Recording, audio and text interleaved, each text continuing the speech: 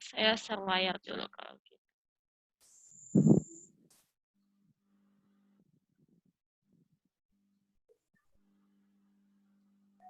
Oke, PPT saya udah tampil di sana.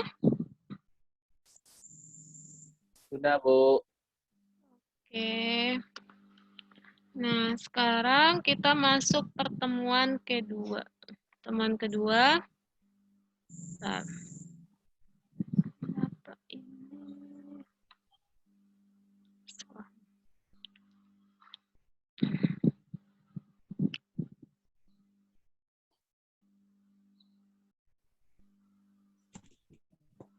Oke. Nah, di pertemuan kedua ini kita akan membahas materi. Yang pertama itu tentang kinematika. Harusnya itu kita pertama kali belajarnya vektor kalau berdasarkan RPS. Tapi saya lebih memilih mengajarkan kinematika terlebih dahulu karena nanti vektor itu akan lebih nyambung dipelajari ketika kita udah belajar kinematika atau gaya. Soalnya nanti kalau belajar vektor duluan itu kayak kurang nyambung aja gitu. Ya sebenarnya ini pada umumnya pelajaran fisika dasar ini hanya merangkum pelajaran yang sudah dipelajari waktu SMA. Namun kan ada beberapa adik-adik tuh yang asalnya dari pesantren atau yang sebelumnya dari IPS itu mungkin nggak belajar. Jadi di sini sebenarnya itu kita lebih ke merangkum aja. Cuma ini tuh agak dimantapkan konsepnya gitu. Jadi pelajaran SMA yang 3 tahun itu dirangkum dalam bentuk mata kuliah namanya fisika dasar. Jadi fisika kelas 1, kelas 2, dan kelas 3 itu kita pelajari di fisika dasar. Nah, oke. Sekarang kita belajarnya kinematika namanya. Ini istilah yang mungkin juga udah pada tahu. Udah ada yang pernah dengar belum kinematika istilahnya? Ada yang tahu kinematika itu apa? Belum, Bu. Oke. Nah, kinematika itu artinya kalau dalam bahasa kita sehari-hari itu artinya adalah gerak.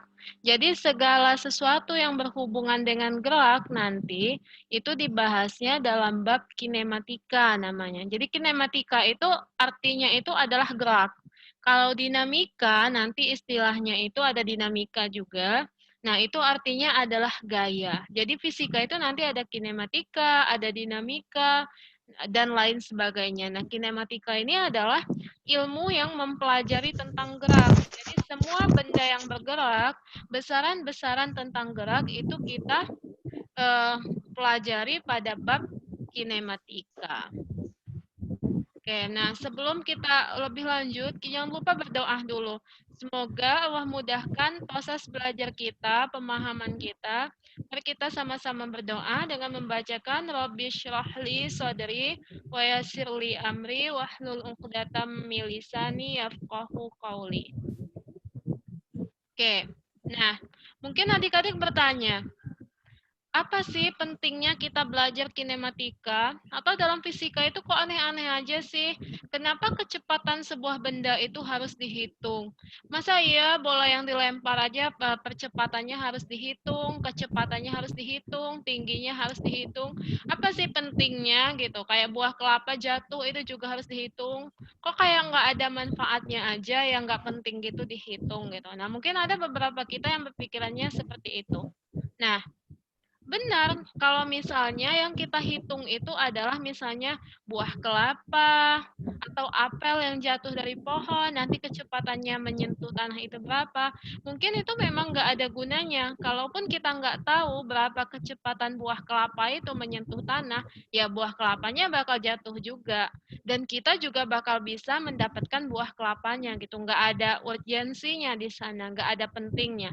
Jadi tanpa kita tahu kecepatannya berapapun buah kelapa yang jatuh itu tingginya berapa, ya kita bakal makan kelapa juga gitu. Nah, tapi itu beda halnya. Jadi besaran-besaran gerak itu banyak digunakan dalam teknologi, terutama saat sekarang ini. Hal itu tuh banyak sekali digunakan. Nah, mungkin pada tahun 2018 adik-adik itu pernah nonton berita tentang kejadian pesawat Lion Air yang katanya pesawatnya itu pesawat keluaran eh, paling bagus lah oleh Boeing-nya gitu. Jadi pesawat paling canggihnya Boeing gitu. Ternyata jatuh itu tuh karena masalah sistem kendalinya yang bermasalah. Jadi sebuah pesawat itu jatuh karena sistem kendali otomatisnya yang bermasalah. Jadi pesawat yang digadang-gadang kan paling canggih, paling safety, paling aman gitu dengan sistem kendalinya, dengan sistem otomatisasinya itu ternyata jatuh ketika sistem otomatisasinya itu bermasalah.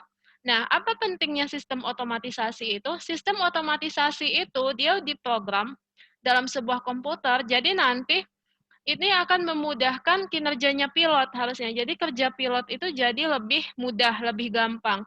Karena di dalam database-nya pesawat itu udah ada sebuah sistem yang terintegrasi di dalam komputer. Jadi kita misalnya pesawatnya itu mau terbang dari Jakarta ke Padang misalnya. Jadi dari Jakarta ke Padang, pilotnya itu kalau yang tanpa otomatisasi itu dia kayak supirnya pesawat lah gitu. Dia mengendalikan mulai dari penerbangan Jakarta hingga nanti landing di Padang. Nah, kalau pesawatnya itu sistemnya udah otomatis, ada otomatisasi, dia tinggal pencet-pencet aja di komputer, dia tinggal masukkan misalnya pesawat ini harus bergerak pada kecepatan berapa, percepatan berapa, ketinggian berapa, tinggal masuk-masukkan aja. Nah, itu yang memerintahkannya nanti adalah komputer, yang mengaturnya adalah komputer. Nah, tapi kalau misalnya komputer itu bermasalah, nah itu resikonya, bahayanya. Jadi kalau misalnya komputernya itu bermasalah, jadi bisa menyebabkan kecelakaan.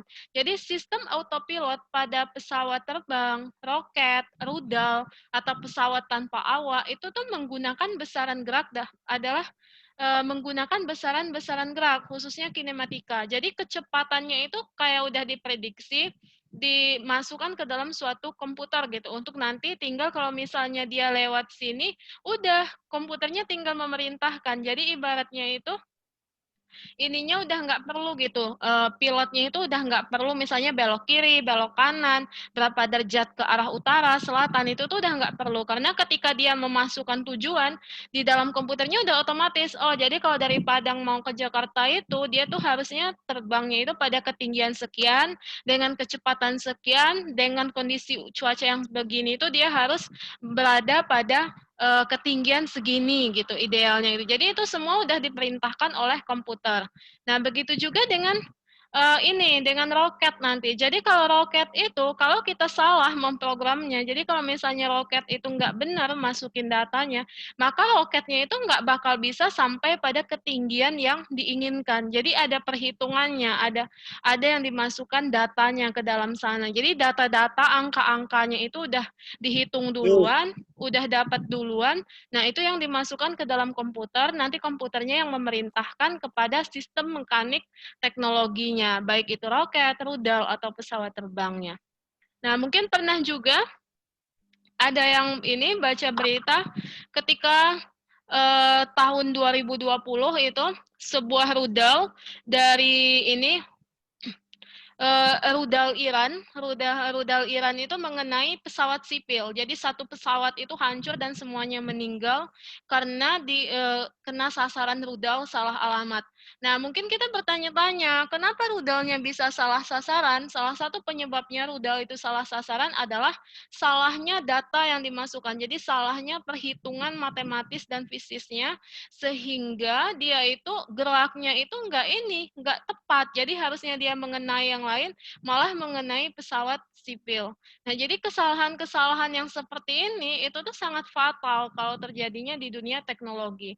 Jadi apalagi adik-adik jurusannya kan sistem informasi. Jadi jangan lagi berpikir saat ini itu kenapa orang belajar kinematika, kenapa orang belajar fisika hanya untuk ngitung berapa kecepatan buah kelapa jatuh dari pohonnya, betapa kecepatannya ketika menyentuh tanah, berapa kecepatan kelereng ketika menumbuk kelereng lain. Nah, bukan seperti itu lagi, tapi kenapa dia masih dipelajari, terutama misalnya di SMA, kenapa yang diajarkan itu masih kayak menghitung kecepatan kelereng, gitu, masih menghitung kecepatan apel, gitu. Karena kalau kita meninjau kasus yang seperti ini, itu perhitungannya rumit, dan kita butuh komputer untuk menghitungnya, gitu. Nggak mungkin mungkin kita mengerjakannya di depan kelas karena kecepatan pesawat terbang itu kan sangat tinggi. Jadi butuh perkalian dengan komputer, matematisnya butuh komputer gitu. Makanya sampai sekarang kalau di Indonesia itu masih diajarkan yang sifatnya itu masih sederhana-sederhana. Padahal itu semuanya dipakai di dalam teknologi. Nah, itu sebagai gambaran aja biar nyambung gitu. Kenapa sih kita harus belajar kinematika? Kenapa harus susah-susah ngitung kecepatan, percepatan itu gunanya apa gitu. Toh kita mengendarai mobil juga nggak ada gitu. Berapa nih kecepatan sesaat kita? Nggak ada juga kita perhitungkan gitu. Yang jelas nggak nabrak orang kiri, kanan, depan, dan belakang. Udah gitu aja gitu. Nah, tapi kalau di dalam teknologi itu beda jadinya. Apalagi kalau dalam robot, nanti robotik. Itu menjadi sangat penting. Bahkan bedanya itu hanya koma berapa desimal aja itu bisa berpengaruh memberikan pengaruh yang sangat besar. Nah, mungkin sama satu lagi kita juga berpikir, kita kan muslim. Jadi sebenarnya buku yang paling canggih lah gitu kalau boleh kita katakan yang paling canggih. Jadi sebenarnya buku atau kitab yang paling canggih di dunia ini itu adalah Al-Qur'an. Jadi sebenarnya bagi Al-Qur'an itu nggak ada yang baru. Apapun yang terjadi saat ini, teknologi saat ini itu pasti udah ada ininya di dalam Al-Qur'an. Jadi Al-Qur'an itu udah ini gitu, udah kitab paling sahih lah gitu.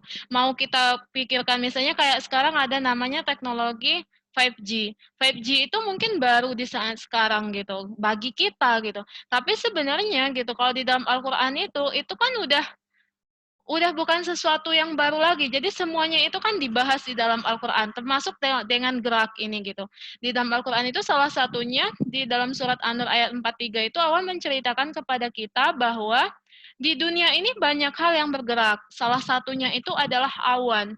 Awan itu dia bergerak perlahan. Mungkin kalau adik-adik naik pesawat terbang dan ada yang memperhatikan itu kan awan itu kayak tumpukan-tumpukan kapas yang bertumpuk-tumpuk, terus ada yang bergerak, ada yang bergerak dari satu tempat ke tempat lain. Kita bisa lihat gitu. Ya begitulah kekuasaannya Tuhan gitu. Jadi di atas kekuasaannya manusia gitu, itu masih ada kekuasaannya Tuhan yang tidak terbatas gitu. Begitu juga dengan gunung gitu, dengan bulan, bintang, itu semua pergerakannya itu sebenarnya udah diceritakan di dalam Al-Qur'an gitu. Begitu juga dengan teknologi gitu.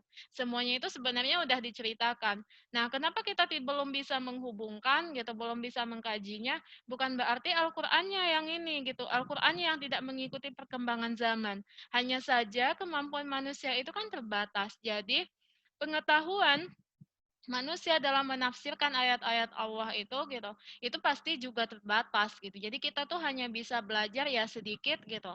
Paling menafsirkannya juga sedikit gitu. Sisanya itu udah jadi rahasianya Tuhan gitu. Kita nggak bisa. Gitu. Oke, mungkin ini sekilas pandang lah tentang kenapa kita harus belajar kinematika. Selanjutnya kita akan masuk ke materi kita. Nah, apa saja yang akan kita pelajari? Kinematika itu akan membahas apa saja? Jadi kinematika itu nanti mungkin kalau adik-adik di SMA-nya IPA ini udah biasa bahwa gerak itu nanti ada yang dibagi berdasarkan lintasannya. Jadi kalau gerak berdasarkan lintasannya itu ada yang berupa lurus, terus gerak berupa lingkaran, kayak ini. Pasti yang permainan di pasar malam yang muter-muter itu? Putaran apa gitu, ayunan yang muter-muter. Nah, terus ada yang lintasannya berupa parabola juga, misalnya kayak bola yang ditendang membentuk sudut gitu. Nah, ini tuh berdasarkan lintasannya. Nah, gerak lurus sendiri ini tuh terbagi lagi menjadi dua. Jadi gerak lurus itu ada gerak lurus beraturan, ada gerak lurus berubah beraturan. Nah, ini kan ada istilahnya GLB dan GLBB. Ada yang beraturan, ada yang berubah beraturan. Pasti kita bertanya, apanya yang beraturan dan apanya yang berubah beraturan? Yang beraturan itu adalah kecepatannya. Jadi besaran yang dilihat di sini itu adalah kecepatan.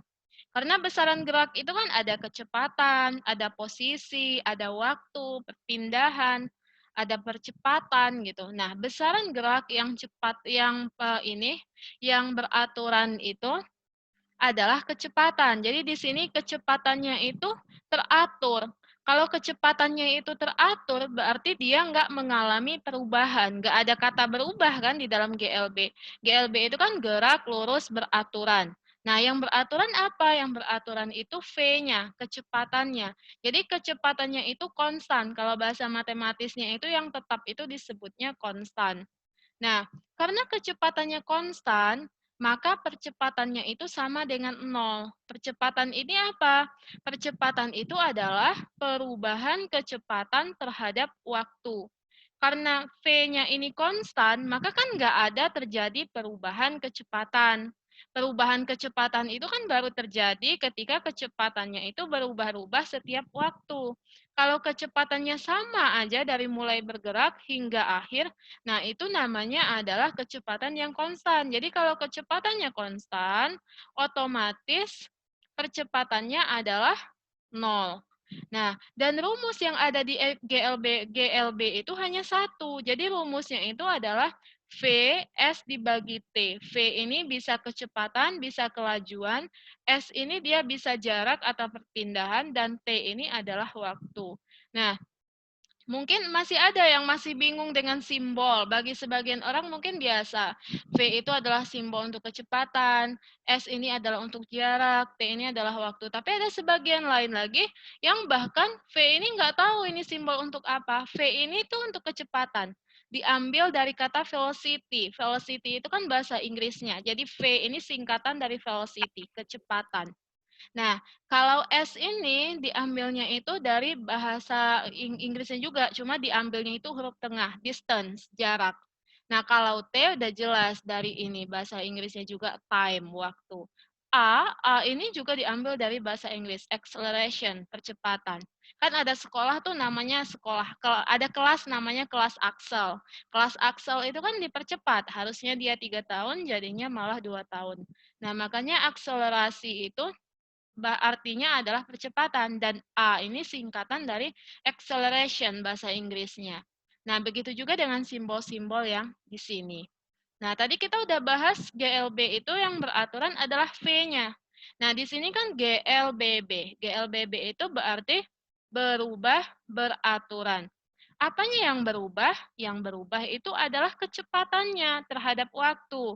Nah, contoh nyatanya itu misalnya kita bawa motor, misalnya kita bawa motor, nggak ada kan kita dari mulai jalan, itu kecepatan motor kita itu 60 km per jam, sampai nanti kita kembali ke rumah atau sampai di tujuan, itu 60 km per jam. Nggak ada tuh geser-geser jarumnya ke bawah, enggak, ke atas enggak, lebih cepat enggak, lebih lambat enggak. Pasti nggak akan ada. Apalagi yang namanya kita jalan di jalan raya. Pasti nanti ada saatnya kita kecepatannya hanya 50, ada kecepatannya ketika jalan sepi kita bahkan sampai 80 gitu. Nah, itu kan kecepatannya berubah-ubah. Nah, kecepatan yang berubah-ubah itu nama geraknya adalah gerak lurus berubah beraturan. Jadi kecepatannya yang berubah. Karena kecepatannya yang berubah, dia punya A. Kalau tadi kan A-nya 0 di GLB, karena delta V-nya ini 0. Jadi kalau delta V-nya 0, otomatis A-nya 0, karena 0 dibagi berapapun itu hasilnya pasti 0. Nah, kalau di GLBB, delta V-nya nggak 0, jadi ada nilai A-nya nanti. Nah, terus di GLBB ini berlaku juga rumus 3 ini, rumus ajaib ini. Jadi nanti di GLBB ini kita pasti menggunakannya rumus yang 3 ini aja. Jadi jangan gunakan rumus yang ini. Kita misalnya baca soal, di soalnya itu udah diceritakan kalau kecepatan benda itu berubah. Nah, kalau kecepatannya berubah, jangan lagi gunakan yang V sama dengan S per T. V sama dengan S per T ini hanya digunakan untuk benda yang kecepatannya konstan. Kalau kecepatan bendanya berubah, kita gunakan rumus yang untuk GLBB ini. Nah, rumusnya ada 3 ini. Rumusnya ada 3. Nah, ini tuh harus dihafal memang, harus diingat. Karena nanti kalau ini nggak ingat, adik-adik nggak bakal bisa mengerjakan soal yang berhubungan dengan GLBB. Karena ini rumus sakti. Apapun nanti soal GLBB itu, mau GLBB vertikal ke atas, mau GLBB vertikal ke bawah, mau dia gerak jatuh bebas, nah kita pakainya sebenarnya rumus yang 3 ini saja. Nah, V2 ini apa? Nah, ini artinya ya, arti rumus ini harus dipahami dengan benar. Jangan sampai salah definisi, karena kalau salah definisi, pasti nanti salah memasukkan angka-angka, salah menghitung, dan pasti hasilnya juga salah. Jadi artinya itu, nih, kan V2 sama dengan V1 ditambah A dikali T. V2 ini adalah kecepatan akhir. Jadi misalnya gini, saya kasih contoh real ya. Misalnya kita pakai motor dari rumah mau ke Indomaret. Nah, ketika di rumah, kita kan baru ngegas, itu paling kecepatan kita pas ngegas banget, pas mau bergerak, tepat akan bergerak itu, anggaplah misalnya 40 km per jam. Nah, terus ketika misalnya dia mau sampai di Indomaretnya sebelum kita berhenti, itu kecepatan kita anggaplah misalnya 50 km per jam. Nah, jadi yang dimasukkan di sini sebagai V1 itu adalah kecepatan kita ketika akan bergerak dari rumah itu. Di rumah itu berapa kecepatan kita. Terus nanti ketika sampai di Indomaret berapa kecepatan kita. Nah, di sini kan ada T. T ini adalah berapa waktu kita untuk bergerak dengan V1 ke V2. Tadi V1 kita kan masih di rumah. V2 udah di Indomaret. Berarti T ini adalah berapa waktu yang kita butuhkan untuk dari rumah ke Indomaret. Jadi jangan masukkan waktu-waktu yang lain, soalnya nanti pasti ada pengacaunya di dalam soal itu pasti udah dibuat.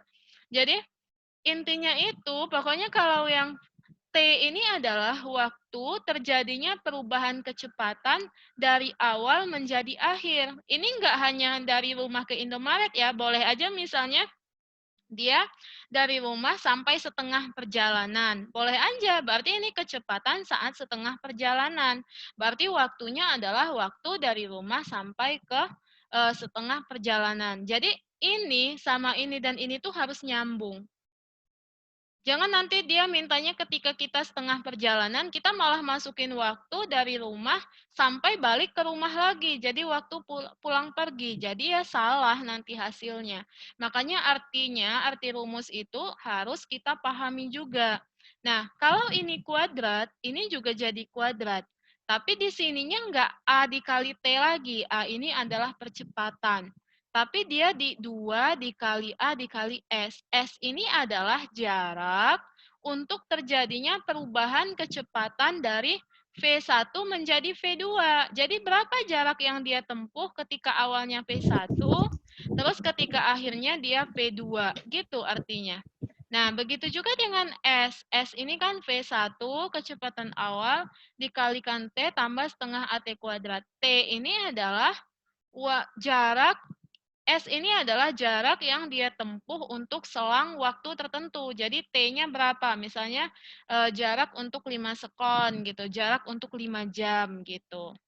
Oke, bisa dipahami sampai di sini?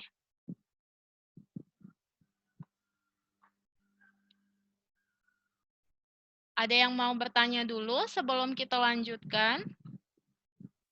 Bu, saya ingin bertanya, Bu. Ya, boleh, silakan. Sebutkan nama ya, soalnya saya nggak bisa lihat di layar. Nama saya Arif Maulana. Saya ingin Ya. bertanya, nilai gravitasi yang sesungguhnya itu berapa, Bu?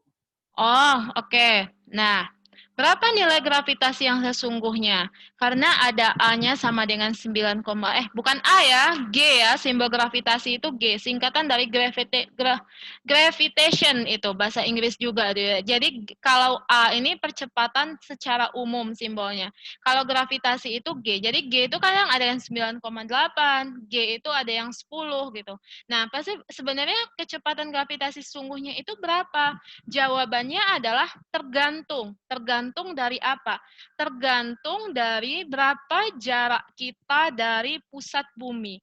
Nah, karena bumi itu sebenarnya nggak bulat sempurna kayak bola kan? Ada misalnya kayak kan bumi itu kalau digambarkan realnya itu kan nggak mulus kayak permukaan bola. Kalau permukaan bola gitu kan mulus. Jadi dimanapun di permukaan bola jaraknya ke pusat bola sama.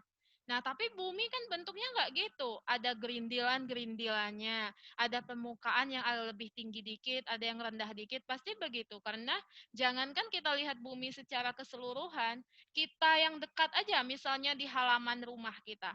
Antara pagar dengan pintu kita masuk aja, pagar depan dengan pintu kita masuk, itu kan ketinggiannya beda. Ya, berarti nanti kalau kita lihat secara keseluruhan, bentuk bumi itu juga begitu. Ada yang agak gerundulannya tinggi, ada yang rendah, ada yang lembah, cekungan gitu. Nah, itu jaraknya ke pusat bumi jadinya beda-beda. Jadi berapa percepatan gravitasi yang sebenarnya? Percepatan gravitasi yang sebenarnya itu tergantung dengan berapa besar ketinggian suatu tempat itu dihitungnya dari pusat bumi. Jadi berapa jarak benda itu dari pusat bumi. Misalnya gini, kita mau menghitung gravitasi misalnya di Jawa, di Jakarta lah misalnya di Jakarta. Sama kita mau menentukan percepatan gravitasi di Padang. Nah, apakah percepatan gravitasi di kota Jakarta dengan di Padang itu besarnya sama? Belum tentu sama, tergantung apakah jarak antara kota Jakarta dengan pusat bumi dengan antara kota Padang ke pusat bumi itu sama. Kalau dia sama, maka besarnya sama gravitasinya. Tapi kalau dia nggak sama, pasti besarnya nggak sama.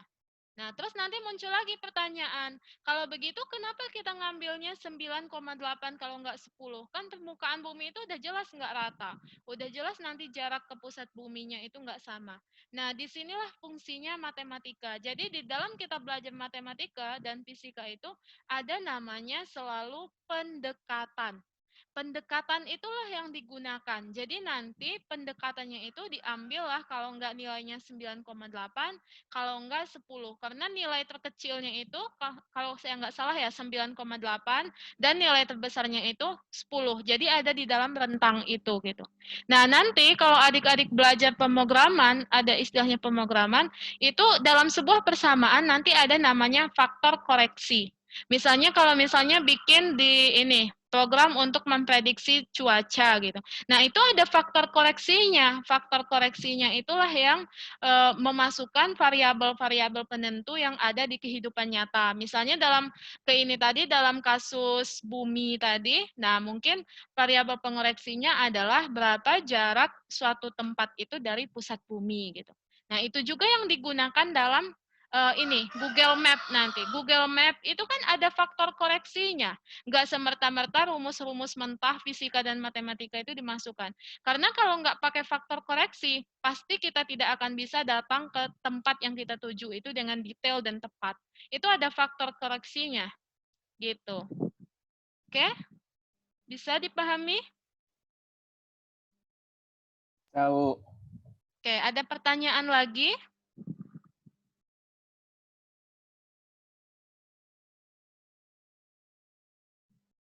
Ada?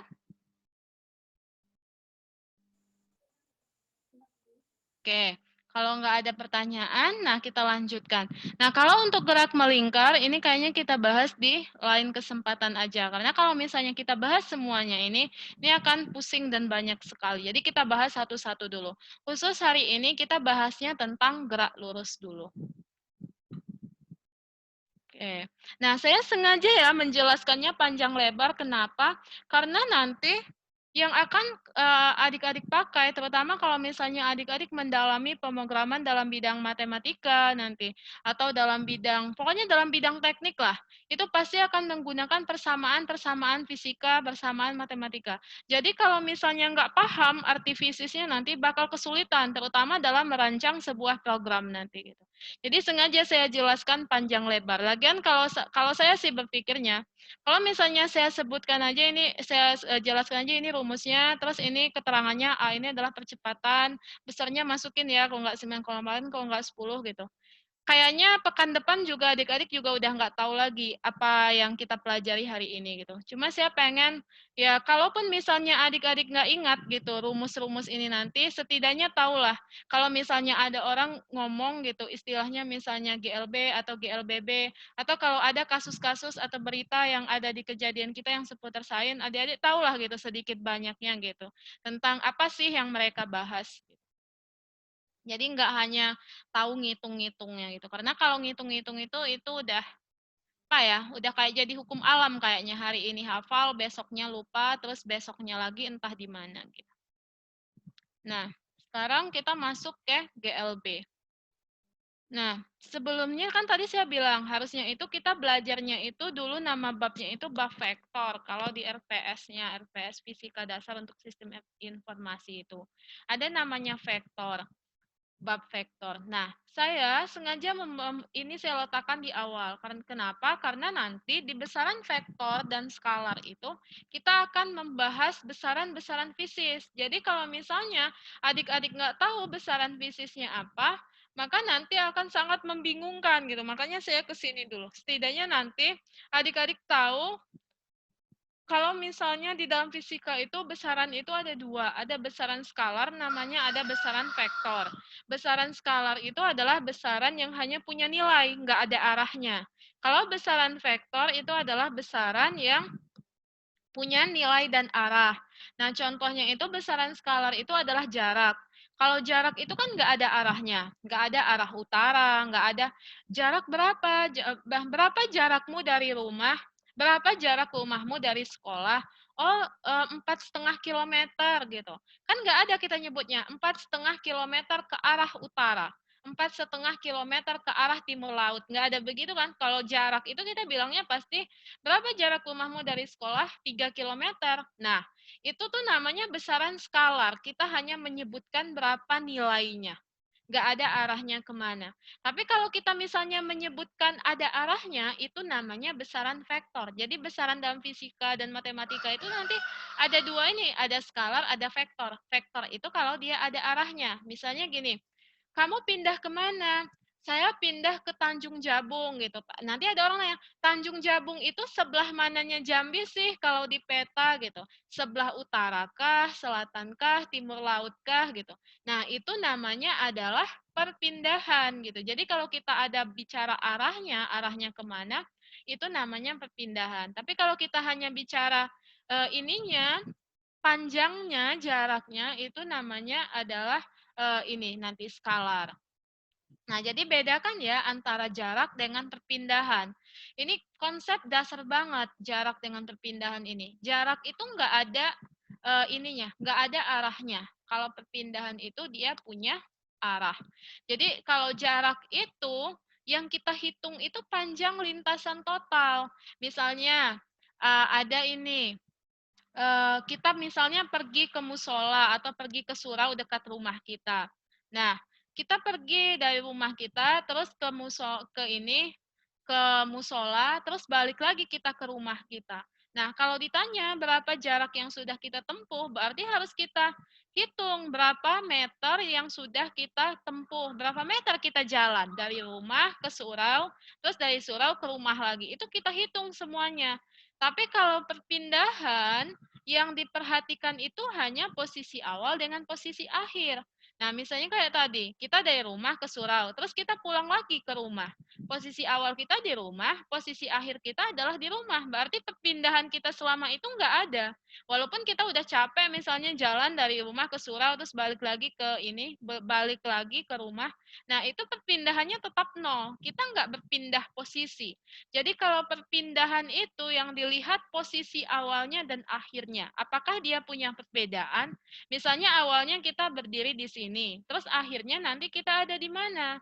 Kalau ada perbedaan posisi antara akhir dan awal, maka ada perpindahannya. Perpindahannya bisa dihitung nilainya. Tapi kalau perbedaan posisi kita di akhir dengan di awal itu adalah sama, maka perpindahannya itu adalah nol. Tapi jaraknya tidak nol, jaraknya ada. Jadi ada kalanya nanti jarak dan perpindahan itu nilainya sama, tapi ada juga nanti jarak dan perpindahan itu nilainya beda. Contohnya yang sama yang mana? Contohnya misalnya kita berjalannya sepanjang garis lurus. Nah, gitu. Kalau misalnya kita berjalan sepanjang garis lurus, kita nggak mundur-mundur, kita maju aja terus, nggak ada balik arah, nggak ada mundur. Nah, itu berarti nanti jarak dan perpindahan kita sama.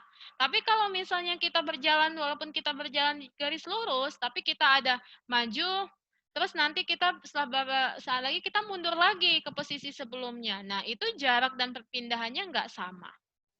Oke, bisa dipahami perbedaan jarak dan perpindahan? Bisa, Bu. Oke, nah sekarang kelajuan dan kecepatan. Kelajuan dan kecepatan itu dia nyambung dengan jarak perpindahan dan perpindahan. Simbolnya sama, sama-sama V. Walaupun nanti kalau di bahasa Inggrisnya, kelajuan ini tuh namanya adalah speed. Makanya kalau ini alat pengukur kelajuan di dalam kendaraan itu namanya kan speedometer. Nah, tapi kalau kecepatan ini tuh bahasa Inggrisnya nanti velocity. Nah, jadi alat pengukur kecepatannya nanti itu yang di mobil itu adalah alat pengukur kelajuan, bukan alat pengukur kecepatan. Kenapa? Nanti setelah ini kita bahas.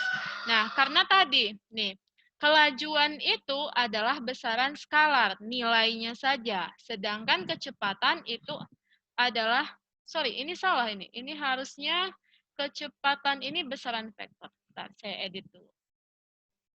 Ini salah. Ini harusnya besaran vektor. Nah,